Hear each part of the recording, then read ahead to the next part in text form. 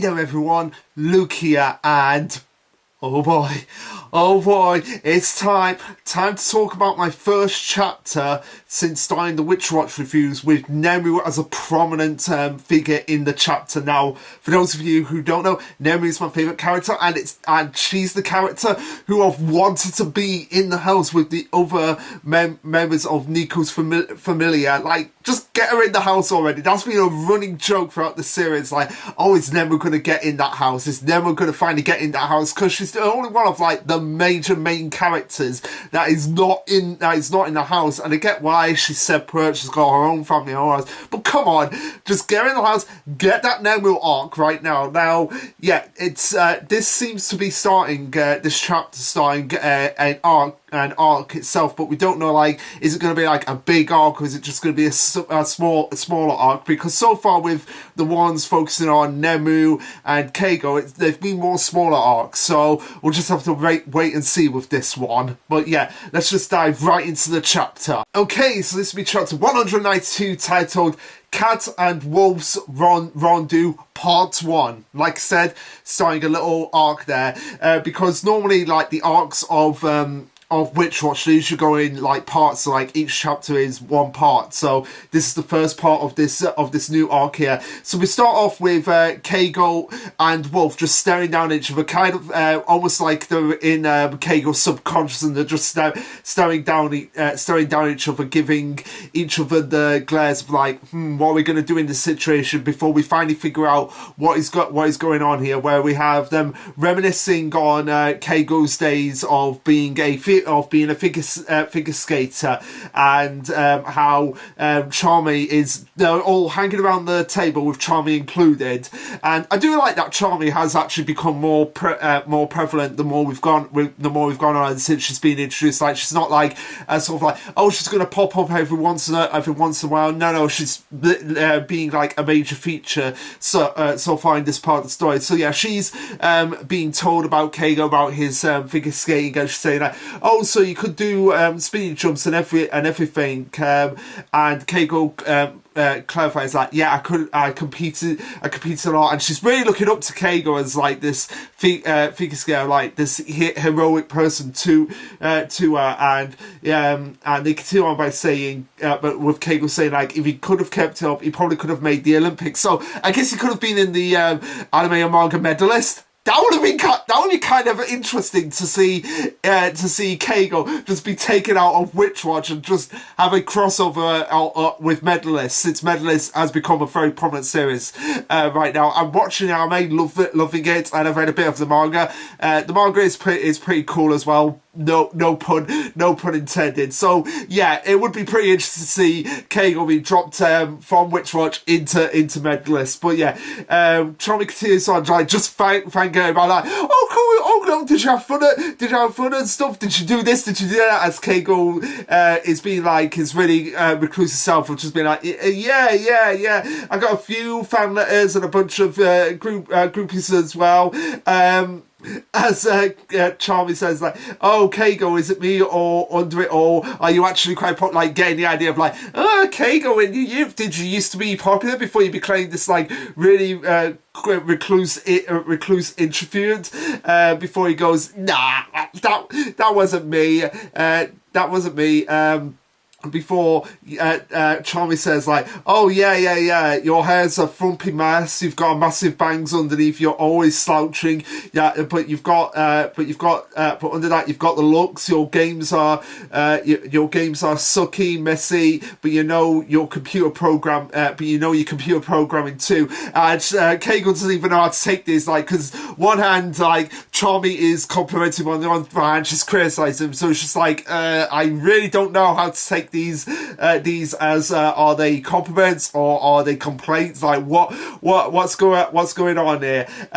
Before Charmy continues on and says, and if you were that close to being a pro figure skate, you could have been a hell of an athlete. And at this point, Keigo's like, no, quit. There's no way a guy like me is popular. No, Keigo, you really are popular. Like, you're one of the most popular characters in the series, so don't knock yourself for that. But I get why he's being like this. Like, he's just showing himself so much much so far, and we do get the reason why he actually did quit figure skating as well, and why he's become like so recluse and so pulled back about himself, as we'll soon discover. So continuing on, Charmy says, after Kegel says, I mean, you're the popular one, Charmy. You are a literal celebrity. I said, well, duh. Who do you think you're talking to here? You're talking to the child actor who's sitting right in front of you here. You're nowhere near my level. That's not what I'm talking about here. Before we have Khan coming up and saying, there are loads of girls who have got their eyes on you, Kegel. Like, you are popular. There are loads of girls that are after you, and a girl asked you to hang out with them the other day, and you denied it. As Miyu is looking up, observing Khan just crying over this, like, a girl asked you to hang out with them, and you rejected them. Like, why did you do that? And Miyu is just like, seriously, dude, why are you crying over that? Like, that has nothing to do with you. Before Charmy baits Kegel to be like, hey, can you tell me what happened here? And Kegel says, yeah, I was killing time when I bumped into a girl from my class, and we started chatting about niche stuff like art house films, and we got pretty into it, really. So it's nice that Kegel finally found someone else outside of like the main cast that actually shares in his hobbies. Before obviously asking him out to the movies together, and he said no, and everyone's just like, you what? A girl asked you to the cinema and you rejected her. Like, what is actually going on here, Kegel? Like, this is not something natural. Like, in their eyes, this is not something natural. Like, they expected me like, yeah, okay, I'll go with you, since it's a movie. I'll go and hang out with you. And the girl that asked him out, like, got that like introvert side of herself as well, from the way that she looks, in terms of like her hairstyle, and like the fact that she has the headphones. Like, she probably just puts the headphones on. It's like, I just want to be by myself now. But anyway, point is that everyone is calling Kegel stupid for basically rejecting this girl. As Kegel says, surprise people like that, and of course they'll say no. It was sudden. I was like, yeah, no thanks. I don't want to do this. And Charmy is just like pulling her hair out, like, introverts. I just don't get it. Why would she turn him down? And Nico has it spot on right here. Yeah, it's obvious he has someone he likes, and everyone is just there like, is this true? Is true, Kegel? Do you have someone you like? And Kegel at first is like, do I have a crush on someone? Like, is that obvious? Like, because I can't really think of everyone. Like, he's acting like really confused and perplexed by it. But we know, obviously, like, it's obvious who it is. And yep, they're my favourite ship, Kegel and Nero. Like, just get them two together right now. But yeah, he goes on and says, even if I did, there's no way she'd ever look at a guy like me. Oh, I don't know. Yeah, she kind of has a crush on both you and your alternate form. So as Kegel is denying what is going on with him, we have Khan being like, okay, Kegel, I've been your friend for quite some time now, but this is something that I've wanted to say to you for ages, and we haven't just like screaming right now, like, you're trying to be who you ain't, and you suck it. Like, it's just being so blunt and so honest here. For a guy who's actually kind of hot, what are you doing acting all gloomy and aloof? It's actually ticking me off right now. And quit that crap about being a niche film nerd. Your favourite movie is Armageddon. Kegel, I thought you were better than that to be a Michael Bay fanboy. Like, come on, man, have some class. Okay, part of that is being sarcastic. Kegel can like whoever he wants, but seriously, like, Armageddon is his favorite film, like, above other films like Shawshank Redemption or, yeah, I don't know, or Lord of the Rings. No, it has to be Armageddon. Like, why? It just seems like the most random film of any, like not even The Grudge or The Ring or one or like a Miyazaki film. Like, why Armageddon? I don't know, but anyway, to each his own. So anyway, Khan continues on saying, you're trying to act a part that's just ain't you. You're like a rookie comedian who's made such an out there persona he can't crack any good jokes. Before Mirio steps up and says, all right, setting the giving up skating turned you into a hipster thing aside for now. Did you seriously just yeah, can't say it. Like, did you seriously just tag yourself in? Before Mirio's like not paying attention to what Khan is saying right now. He goes on and says, nowadays being a nerd is mainstream. In fact, you could say niche hobbies are almost required to be truly popular. Hey, Mira's got a good point. Like, being a nerd now is not seen as like something like creepy. Stay away from them. No, I'm a nerd. I'm a nerd, and hey, I've got a lot of friends around me. I don't care. I think we've got into that stage where it's like, you know what? Yeah, we're all nerds in one way or another. But this is where Mirio drops a bombshell on Keigo and be like, yeah, your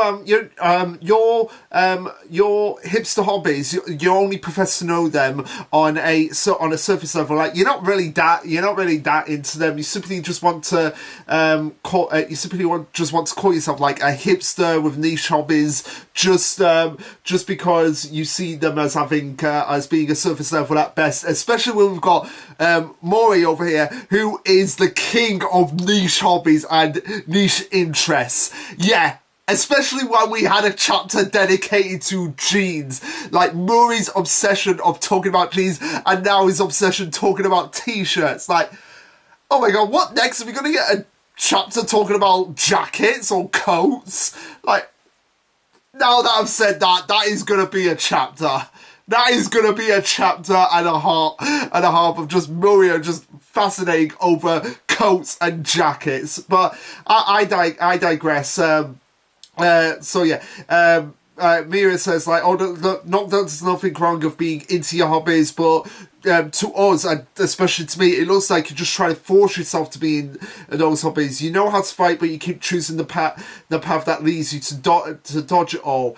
As Charlie brings up the question that I think they've all been wondering, and pretty much most of the audience been wondering, like, why did Keigo actually stop skating?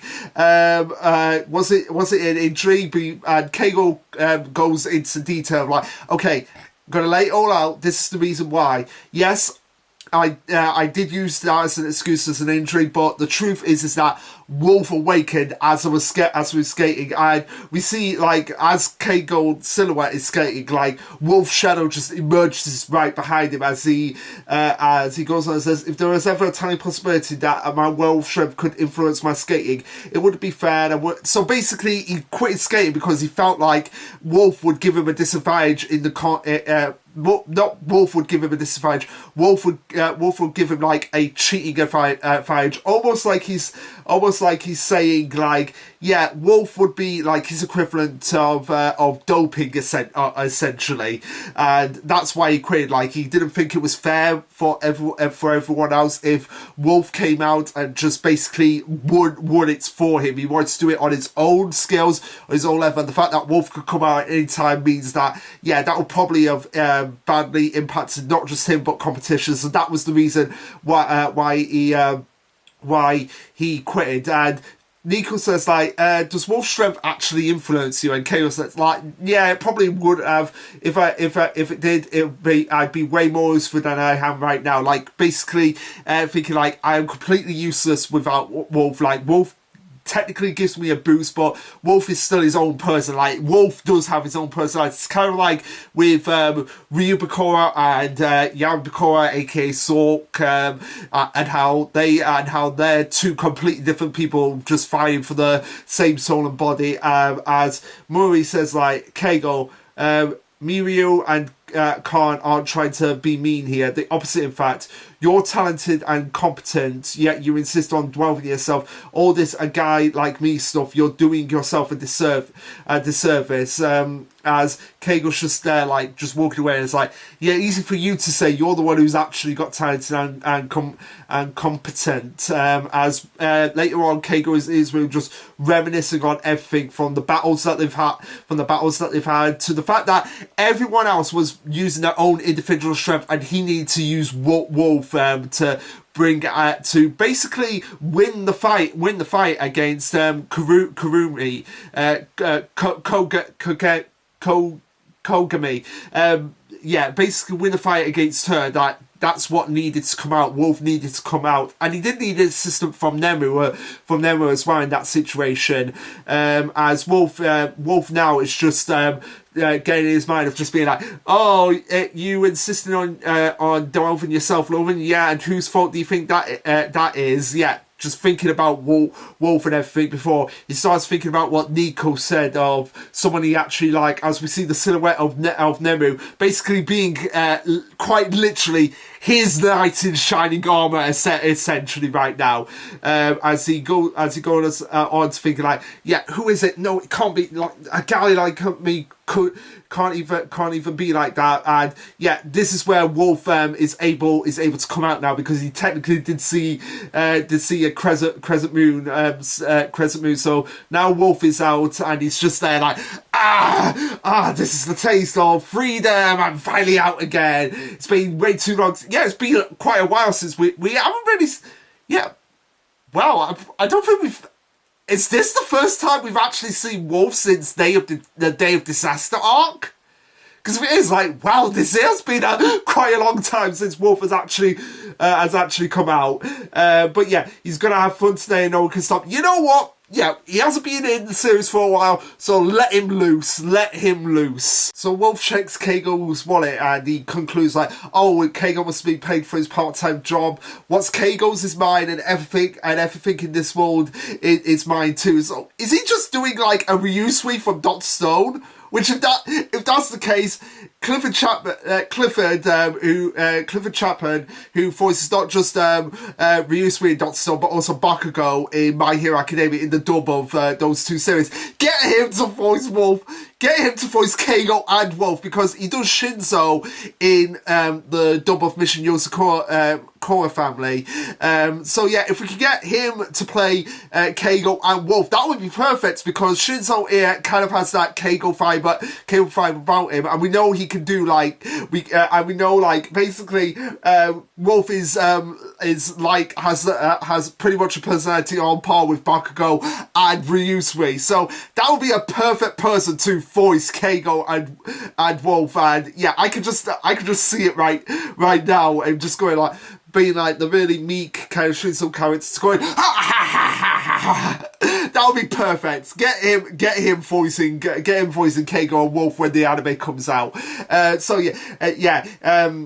Wolf is just like, I'm hungry and I don't want to eat any of Maury's boring food. It's nutritious. I want some meat. I want some meat, grease, and sugar. But first, I'm gonna get myself some ladies as well. So we see him just like basically making the Wolf harem right now, as Nemo is standing right now, just being like, what do I think about this? The guy that I am crushing on, and whose alternate form I'm also crushing on, is standing right now with a group of ladies, and Wolf at this point sees her and is just like, oh, yeah, this is kind of awkward right now. Can we talk? And Nemu's just like, no, not talking right now, before Nemu is just like, stop following me. What do you want? And Wolf is just like, no, I'm just going this way right now. And Nemu is just like, yeah, you kind of let those girls know. So, do you even care about that? And Wolf basically just says, nope. He asks Nemu like, hey, are you actually mad? And she's like, yeah, because you kind of kissed me in my cat form, which technically means you did kiss me. And Wolf is, oh, Really? You're thinking about that? You're mad over that little thing? Like, he basically does not care in slightest the fact that he just he kissed Nemu in her cat form, but so he technically did kiss her right now. And Nemu beats blunt with him. Is like, I never know what you're thinking. And Wolf is saying like, yeah, I basically just don't want people to know about that. Before he gets the incident, like, oh, I see what's going on here. Yeah, you're crushing on Keigo, right? You're crushing on Keigo, and even though Nemu tries her best to deny it, she really cannot deny it. Like, yeah, she is obviously in love with Keigo. Before she asks Wolf, like, how would you actually know that? And Wolf is saying like, yeah, it's animal instincts. My feelings are I don't know if Nemu's saying this or it's Wolf, but it's most like Nemu saying this. Like, my feelings of private, don't decide them for me. That is rude. Besides, yeah, it's more than likely that was Nemu saying that to Wolf. And besides, it's not like you talk about yourself either. Before she realizes that she actually doesn't know anything about Wolf, but yeah, he's always going out of his way to protect her, and it makes sense that she'd actually be attracted to him, even though she has no idea what he's thinking or even knows about. And Wolf is kind of getting an idea in his mind right now of like, oh yeah, this is kind of awkward because she fancies both me and Keigo. So yeah, this is going to be kind of awkward right now. I feel like he is actually the wheels in his head are actually starting to turn, especially when he says what he says to end out the chapter. When as Nemu goes on and says, "Am I just another one of them to him?" Wolf says, "Okay, you want to know what I'm thinking right now? Fine, I'll tell you. Nemu, be mine." Like, straight up confesses right then and there. Yeah, and Nemu at this point is just like get step back and like, okay, repeat what you said to me right here, right now. Because I'm still trying to process this right now. And Wolf says like, "Oh, didn't you hear me? Yeah, I said you wanted to be my mate." As we get the Wolf professes to be continued next time, and that's where chapter ends. So, really good insight into Keigo's character of just what he feels about Wolf being inside him, and I feel like it kind of like deeply upset him, like the fact that he felt like he had to quit skating because of this creature coming inside of him, and basically giving up the thing that he actually was professional at, probably spent a lot of time and money on, and really gave it his all. And the fact that he had to quit because of what came inside of him, that probably hurts him, and it's probably why he became like the recluse that he did. Now, in terms of the relationship going forward between the awkward love triangle, because even though Nemu is in love with two different people, they still share the same body. So that is kind of like a really unique spin to do a love triangle. I don't think we've ever done that where we've had like a love triangle, but one party shares two personalities. That's kind of a bit different spin on that whole trope, and I love it. I love that Nemu is in love with both Keigo and Wolf, and vice versa. They're both starting to like, okay, yeah, we both actually like this girl, and we want her to be with us, essentially. So where the next chapter goes in this little mini arc, or whether it's going to be a big arc leading into the big Nemu arc that I've been hoping comes soon, just anything can go. So yeah, anyway guys, what did you think of this chapter? Let me know, like, subscribe, comment, all that jazz, and this will be Lasherluke signing off. Later guys.